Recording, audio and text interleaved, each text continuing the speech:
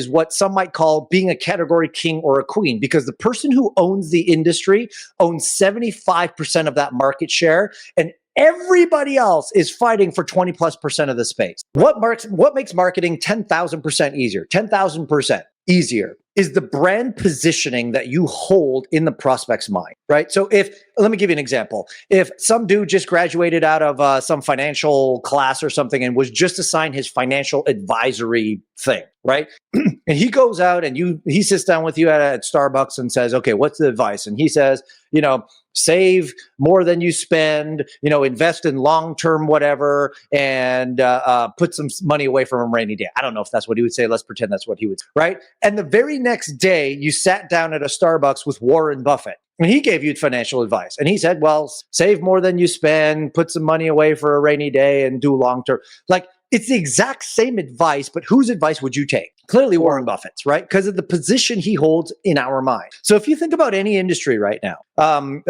there's a group called the Category Pirates, which has really enforced this idea. But if you think about any industry right now, like if I were to say on-demand streaming, there should be one dominant company that comes to mind, right? Netflix owns that space. Now, are there others that are in second and third and fourth? Yes, but one company dominates the space. If I were to say ride sharing, right? Everyone immediately should come to mind Uber. Yes, there's Lyft and all this other stuff, but Uber owns the space.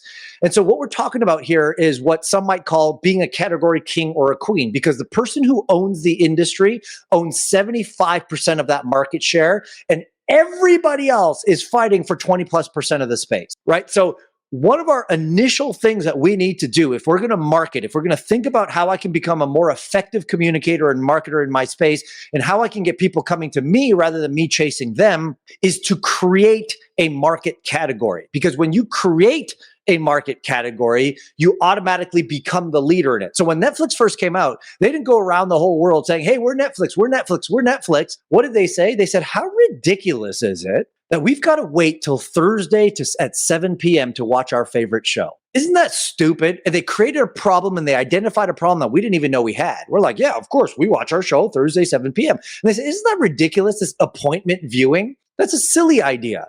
What if you could watch any show you want as much as you want? You can binge watch it from start to time. And we call this idea on-demand streaming. What do you think about that? And everyone's like, oh my God. And so because they identified the problem and they suggested the solution. So the problem was appointment viewing. The solution was on-demand streaming. But because they suggested it and they identified the problem, they automatically rose to be the category king in that space. So we need to think about that ourselves, right? We need to be thinking about what is a known or unknown problem amongst our prospects that we can clearly identify? And once we can identify it and identify the problem, what is our solution to that problem?